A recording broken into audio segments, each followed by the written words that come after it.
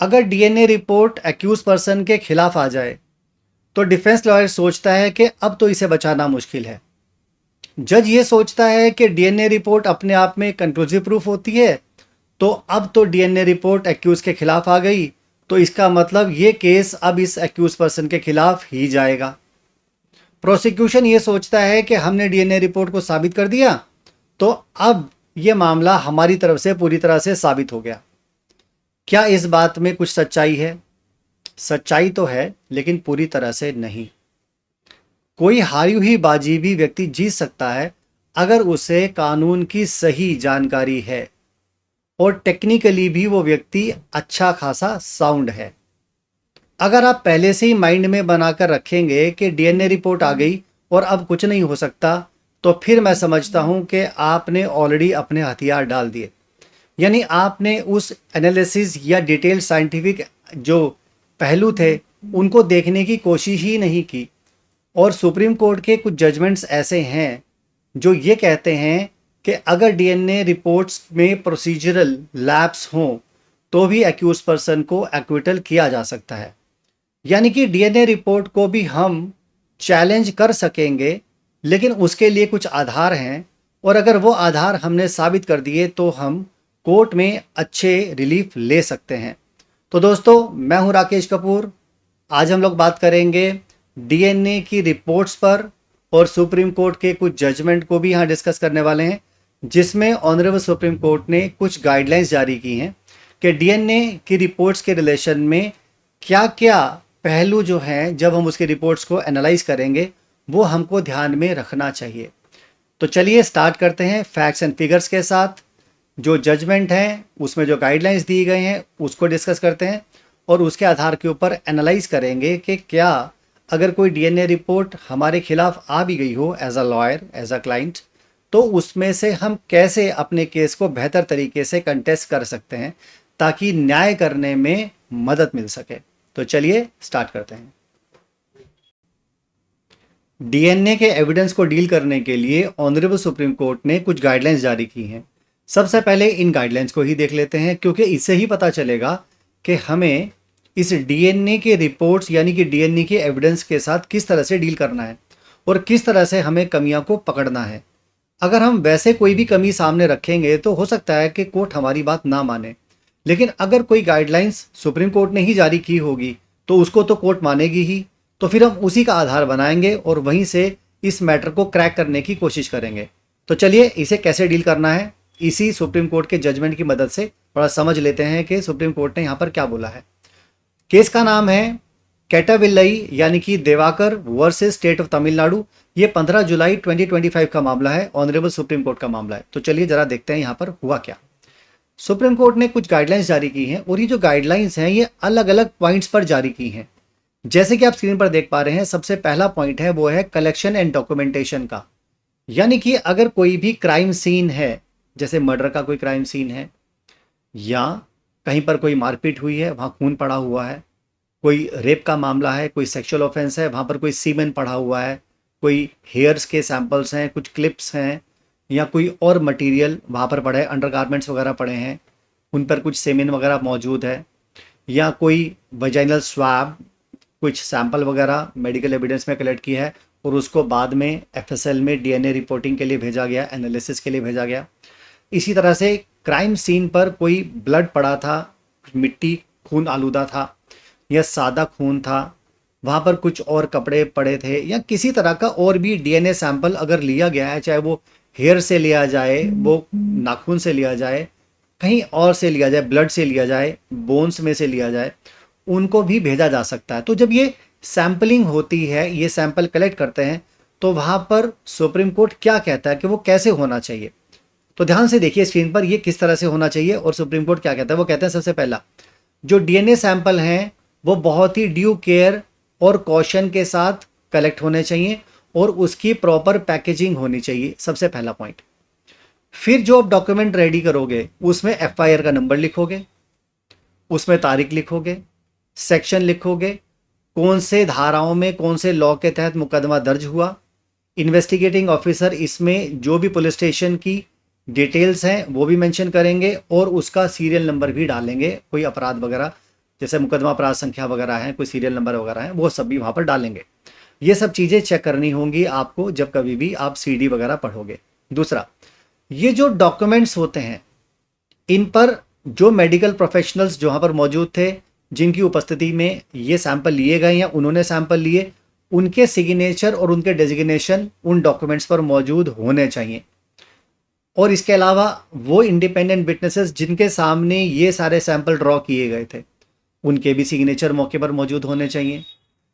Investigating officer का भी signature होना चाहिए।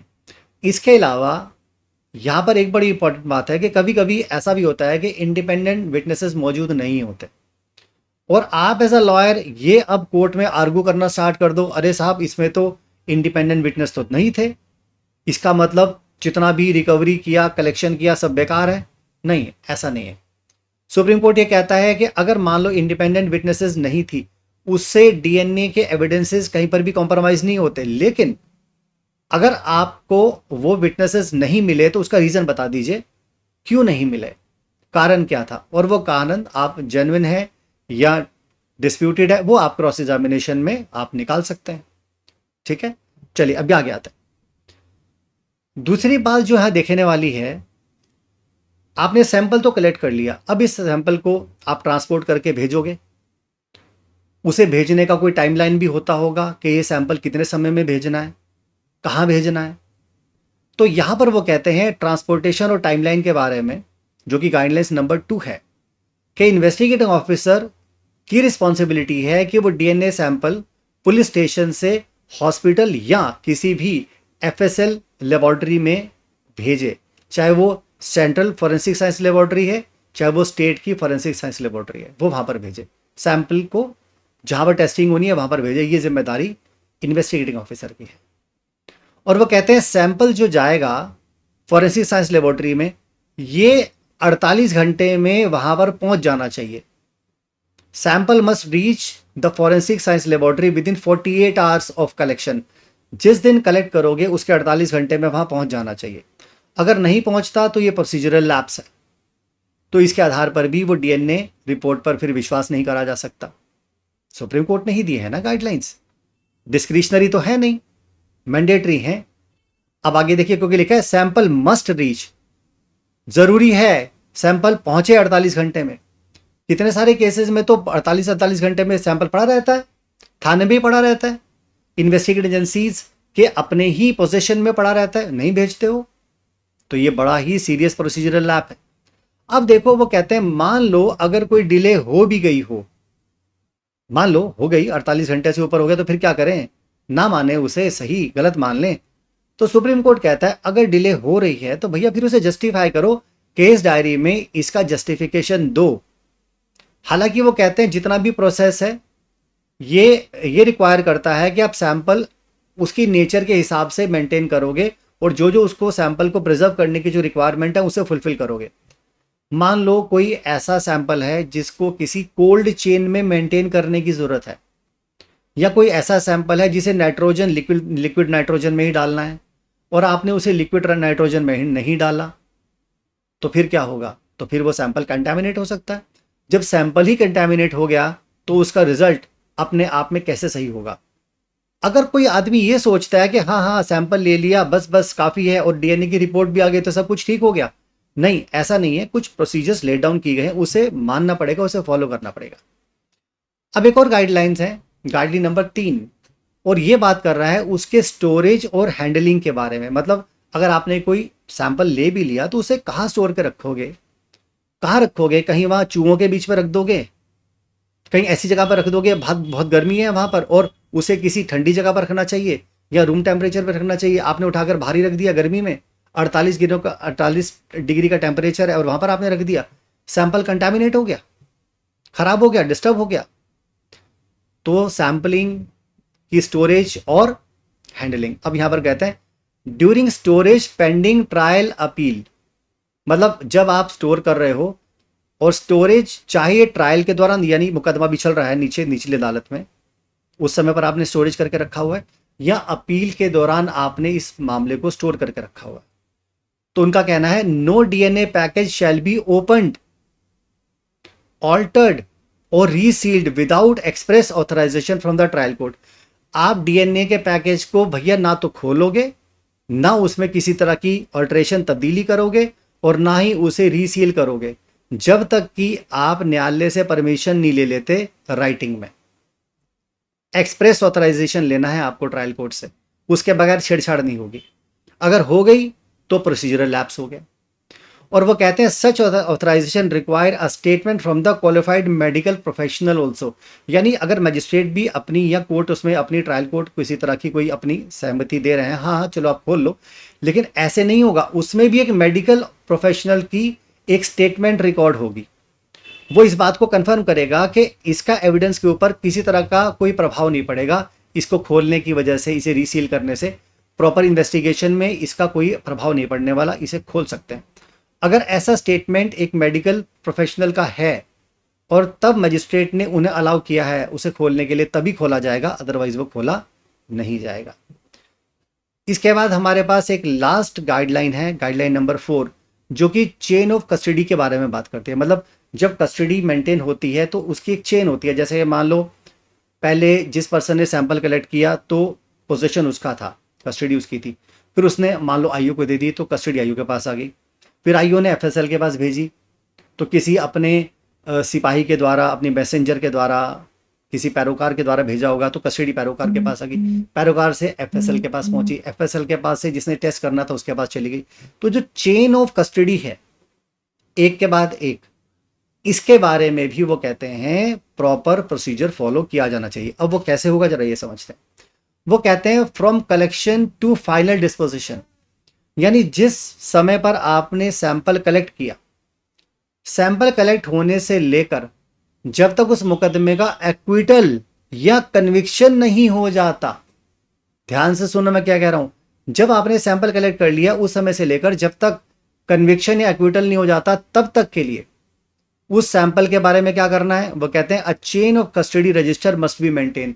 मतलब एक ऐसा रजिस्टर मेंटेन होगा जिसमें सारा चेन ऑफ कस्टडी के बारे में लिखा होगा कि पहले किसके पास गया, कब गया, कितने समय गया, कौन सी तारीख को गया, उसके सिग्नेचर उस पर थे नहीं थे।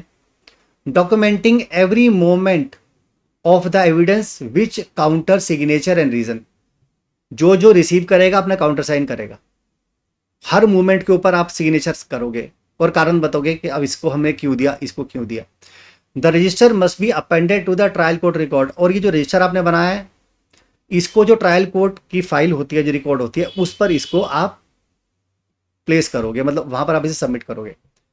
अगर प्रॉपर चेन कस्टडी मेंटेन नहीं की गई तो वहां पर ये प्रॉपर लैप्सेस होंगे। इन्वेस्टिगेटिंग ऑफिसर को जिम्मेदारी होगी, वो बताएगा कि भैया ये लैप्सेस क्यों है।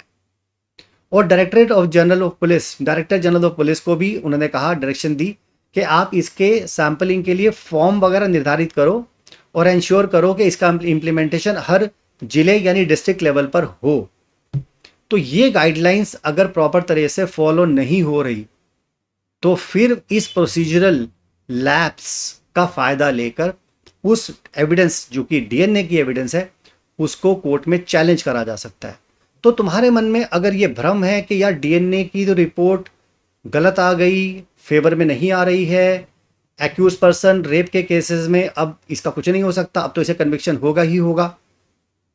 मैंने आपसे शुरुआत में भी कहा था कि अगर आपको कानून की सही जानकारी है तो वहां पर आप कोई ना कोई उसका एडवांटेज ले सकते हैं, ठीक है। लेकिन मैं ये नहीं कह रहा हूं, न्याय होना चाहिए, आप एडवांटेज लीजिए एज अ लॉयर, लेकिन ये भी ध्यान रखिए, ये भी सुनिश्चित कीजिए कि न्याय हो न्यायालय में, ठीक है।